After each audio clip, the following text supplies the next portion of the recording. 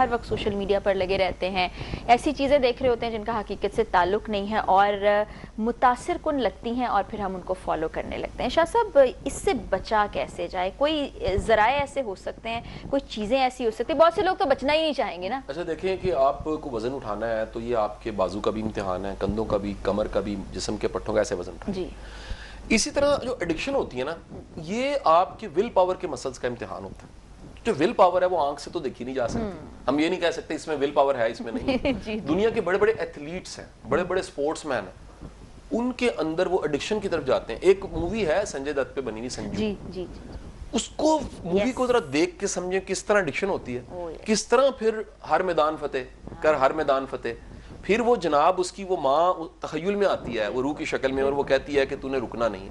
وہ پھر کرتے کرتے اپنے ول پاور کے ذریعے اس سارے پرابلم سے باہر نکلتا ہے. تو یہ دراصل فرق ول پاور کا کمال ہے. میں 3 نسخے بتا دیتا ہوں کہ اگر کسی بھی طرح کی جرنلی ایڈکشن ہے تو اس کے لیے کیا کریں. نمبر 1 جو نسخہ ہے نا, وہ ہے توکل خدا. ٹھیک ہے. آپ دل مانے نہ مانے اللہ پہ پورا پورا بھروسہ کر لیں. یار وہ جاننے والا ہے, وہ ماننے والا ہے. آپ اس سے 2 نفل پڑھ کے مدد مانگیں گے, یا باری تعالیٰ مجھے ہیلپ چاہیے. نمبر 2, اپنی حرکتوں پہ, اپنے کاموں پہ کویشچن اٹھائیں, یا وہ بندے پیدا کریں اپنی زندگی میں جو آپ پہ تنقید کر سکیں, جو آپ کو کہہ سکیں یہاں غلط ہو. اب اس سے ریلیٹڈ ایک سوال میرے ذہن میں آ گیا تیسرے پوائنٹ پہ جانے سے پہلے. ابھی عمومی طور پر رویہ کیا ہو گیا؟ ایک شخص ہے, میں آپ کے ساتھ موجود ہوں, میں صرف آپ کو پمپ کرتی رہوں گی, یہ کام تو آپ نے کرنا ہے, یہ نہیں بتاؤں گی کہ یہ غلط ہے. ایسے لوگ زیادہ ہو گئے آپ کے حلقہ احباب میں. ایسا دوست جو غلطی پہ آپ کو انکریج کرتا ہے اور پمپ کرتا ہے, پش کرتا ہے, وہ دشمن ہے. آج پتہ نہیں لگے گا آپ کو, لیکن کسی وقت میں آخرکار آپ کو پتہ لگے گا کہ اس نے سب سے بڑا نقصان آپ کا کیا. سو ایسے آپ دوست ڈھونڈیں, ایسے آپ فیلوز ڈھونڈیں جن کے ساتھ آپ اٹھیں بیٹھیں تو وہ کرٹیک کر سکیں, آپ کو آئینہ دکھا سکیں. تیسرا کام کرنے والا کیا ہے, وہ ماحول بدلیں جس میں آپ جاتے ہیں. بڑا شاندار ایک جملہ واصف علی واصف صاحب کا, جس کا مفہوم یہ ہے کہ جو 90% گناہ ہے نا, وہ سنگت کی وجہ سے. یہ بڑی سچی بات ہے, بڑی سچی. یعنی بندہ ڈرنکرز کی کمپنی میں بیٹھ کے ڈرنک کرتا ہے, چرس پینے والوں کی کمپنی میں چرس پی لیتا ہے, اسموکرز کی کمپنی میں سگریٹ پینا شروع کر دیتا ہے, فحش گفتگو کرنے والوں کے ساتھ بیٹھ کے وہ بےہودہ گفتگو کرنی شروع کر دیتا ہے, دانشوروں میں بیٹھ کے دانش آ جاتی ہے, اہل تصوف روح والے اور اللہ کے دوستی کرنے والے, اللہ کے رستے پہ چلنے والوں کے ساتھ بیٹھیں تو آپ کا ایمان, آپ کا توکل جو ہے, شاعروں میں بیٹھیں تو آپ بھی غزل کہنا شروع ہو جاتے ہیں, یا غزل کی سمجھ آپ کو آنے لگ پڑتی ہے. سو آپ کو یہ ذہن میں رکھنا ہے کہ آپ کی جو سنگت ہے اور جو آپ کی کمپنی ہے وہ بڑی میٹر کرتی ہے.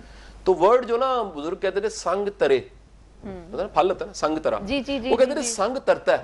اچھا, ترنا ہوتا ہے پار جانا, بالکل بالکل, بیڑا تر جائے, ہے نا. ہماری جو مائیں تھی نا, نانیاں تھی, دادیاں تھی, ان کو غصہ آتا تھا نا تو وہ اب وہ گالیاں نہیں نکال سکتی تھی نا, تو انہوں نے ایسے جملے بنائے جس میں دعائی ہے, یعنی غصے سے بھی کہہ رہے ہیں او تیرا بیڑا تر جائے. اب وہ بیڑا تر جائے بیسیکلی وہ بیڑا ہے کہ تم یہاں پر ہو, اگلے لیول پہ چلے جاؤ, اس پار چلے جاؤ. تو جو بیڑا ہے وہ دراصل آج ہے, اور تر جانا وہ منزل ہے جس کو پانا ہے آپ نے. تو وہ غصے میں بھی دعائیں دیتی تھی ہمارے مائیں, نانیاں, دادیاں, والد, بزرگ, او تیرا بیڑا تر جائے. اب یہ ڈکشنری بچوں کو پتہ ہی کوئی نہیں ہے. آج جو ہے وہ یقین کریں ایسے ایسے ورڈز ہیں, میں بتانا نہیں چاہوں گا کہ ماں باپ کیا بول رہے ہوتے ہیں, بچے کیا سن رہے ہوتے ہیں. سو ایسے ماحول میں جائیں جہاں پر خیر ہو, جہاں پاکیزگی ہو. ایک ورڈ بڑا اچھا ہے, وہاں پر لطافت ہو, کثافت نہ ہو. اچھا, جہاں جو کام ہو رہا ہوتا ہے نا اس کی وائبز وہاں پر ہوتی ہیں. آپ تو میرے دفتر آتے ہو فاؤنڈیشن, اب ان قریب میں نیوز ون والے دفتر بھی شفٹ ہو گیا ہوں, اور یہاں پر ایک پورا فلور چوئی صاحب نے اسائن کر دیا فاؤنڈیشن کو. تو میرے دفتر میں بڑی دنیا آ کے کہتی ہے کہ شاہ صاحب یہاں کوئی مقناطیس ہے, یہاں لگتا ہے کہ یہاں کوئی پاکی ہے, یہاں کچھ لگتا ہے کہ آ کے بدل گیا ہے. وہی چائے پانی سب چیزیں جو سب جگہ مل رہی ہیں, لیکن یہاں کچھ ایسا ہے. میں کہتا ہوں جو کام جہاں ہو رہا ہے, مثلا مسجد, وہاں بیٹھ کے آپ کو سکون ملے گا. کسی مزار پہ, میں کہتا ہوں دنیا کی تمام مذہبی جگہیں, میں سب کو میں نے ایکسپیرینس کیا ہے, فرا میں نے سب کو ایکسپیرینس کیا ہے, ان سب کی وائبز ایک جیسی ہوتی ہیں. اچھا, جہاں کوئی گناہ ہو رہا ہوتا ہے نا, دنیا کی کوئی بھی جگہ جہاں کوئی گناہ ہو رہا, اس گناہ کی شعائیں وہاں پر ہوتی ہیں, اس کی وائبز وہاں پر ہوتی ہیں.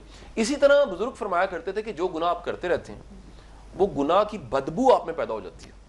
تو جو صاحب نگاہ ہے, ویسے تو اللہ پردے ڈالنے والا ہے, لیکن صاحب نگاہ کو فوراً پتہ لگ جاتا ہے کہ یہ بندہ, اس کے ساتھ یہ پرابلم ہے, اور یہ بندہ اس میں یہ خوبی ہے. خوبی آپ کی صفت کی وجہ سے ہے, اور خامی جو ہے وہ آپ کے اس گناہ